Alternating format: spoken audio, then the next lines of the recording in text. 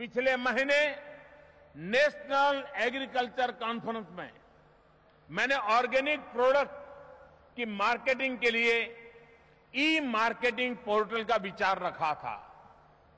इतने कम समय में आज उसका शुभारंभ होते देख मेरे लिए बहुत ही सुखद अनुभव हो रहा है और इसलिए मैं विभाग को बहुत बहुत बधाई देता हूं।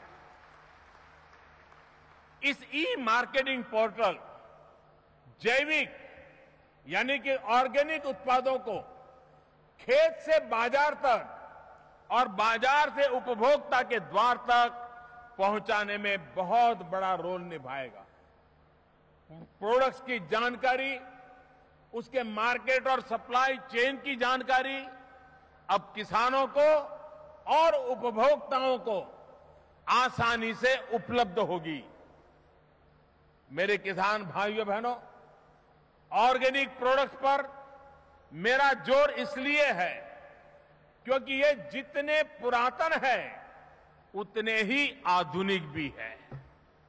सच्चाई यही है कि हम दुनिया के सबसे पुराने ऑर्गेनिक फार्मिंग करने वाले देशों में से एक है।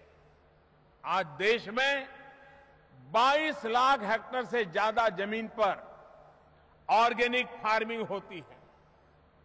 लेकिन दूसरी सच्चाई यह भी है कि ऑर्गेनिक फार्मिंग के बाद जो अगला स्टेप है वैल्यू एडिशन का, मार्केटिंग का, उसमें हम आज भी पीछे रह गए हैं। इस कमी को दूर करने में ई मार्केटिंग पोर्टल से काफी मदद मिलेगी।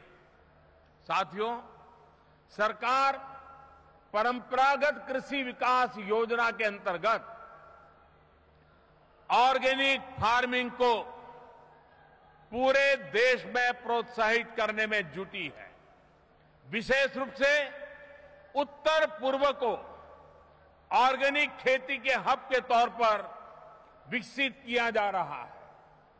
साथियों, एग्रीकल्चर में भविष्य इसी तरह के नए सेक्टर्स की उन्नति किसानों की उन्नति में सहायक होगी। ग्रीन और व्हाइट रिवॉल्यूशन के साथ ही जितना ज्यादा हम organic revolution, water revolution, blue revolution, sweet revolution पर बल देंगे उतना ही किसानों की आय बढ़ेगी। इस उन्नति में बहुत बड़ी भूमिका निभाएंगे देश भर में फैले हमारे कृषि विज्ञान केंद्र।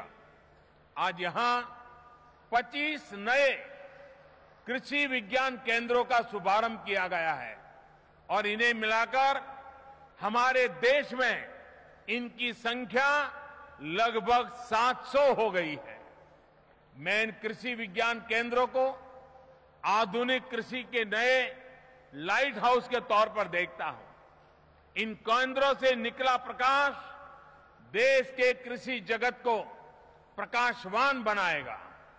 विशेषकर कृषि विज्ञान केंद्र का सबसे महत्वपूर्ण काम है किसान तक नई तकनीक, नई जानकारी को पहुंचाना।